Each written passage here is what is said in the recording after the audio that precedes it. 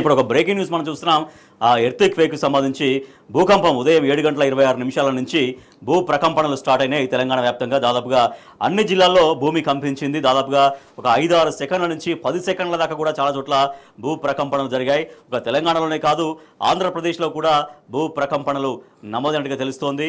So దాదాపుగా ఒక 10 సెకండ్ల పాటు అంటే మరి ఒక అన్ని అంటే అక్కడక్కడ జనరల్గా అప్పుడో ఇప్పుడో భూ ప్రకంపనలు రావడం అనేది సర్వసహజంగా చెప్తూ ఉంటారు. కానీ మరి ఒకే సమయంలో ఒకే కాలంలో ఇన్ని ప్రాంతాల్లో కొన్ని సెకండ్ల పాటు భూమి ప్రకంపనలు రావడం ఏంటన్నటువంటి ఒక సందేహాలు వ్యక్తమవుతున్నాయి. మరి దీనికి సంబంధించినటువంటి పూర్తి వివరాలు మనకు రావాల్సినటువంటి అవసరం ఉంది. ఇంకా భూకంప తీవ్రత ఎట్లా నమోదైంది, రిక్టర్ స్కేల్ పైన ఎంత తీవ్రత నమోదైంది మనం చూస్తున్నాం. విజువల్స్ చూస్తున్నాం. విజువల్స్ చూస్తున్నాం. అది ఒక బిల్డింగ్ పైన విజువల్స్ మనం చూస్తున్నాం. అక్కడ అక్కడ మహిళ చెప్తున్నారు అక్కడ భూకంప ప్రకంపనలు ఎట్లా వచ్చాయి అనేది మనం విన్నాం ఒకసారి.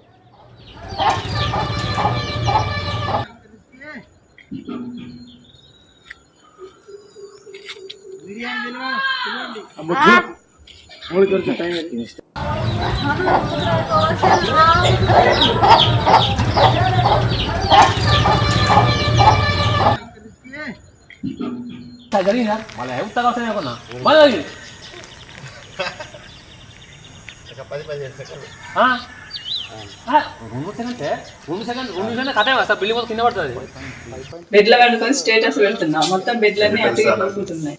మా పాప బయట కూర్చుంది. సోఫాలు మొత్తం కదులుతున్నాయి అంటే సామాన్లు.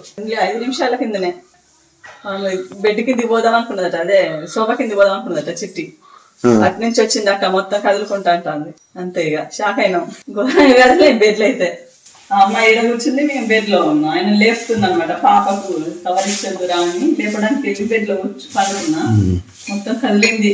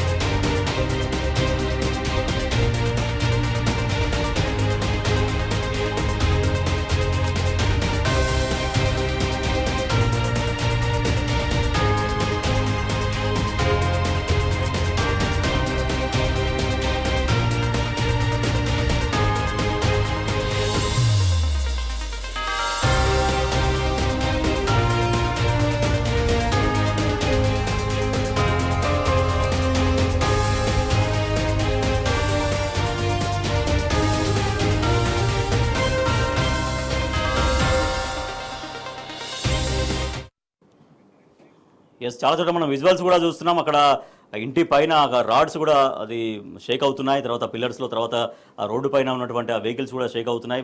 వాళ్ళు చాలా మంది చెప్తున్నారు స్వయంగా భూకంపం ఎట్లా వచ్చింది అనేది కూడా చెప్తున్నారు. సో ఓవరాల్గా 5.3 తీవ్రతతో భూకంపం వచ్చినట్టుగా సమాచారం తెలుస్తుంది.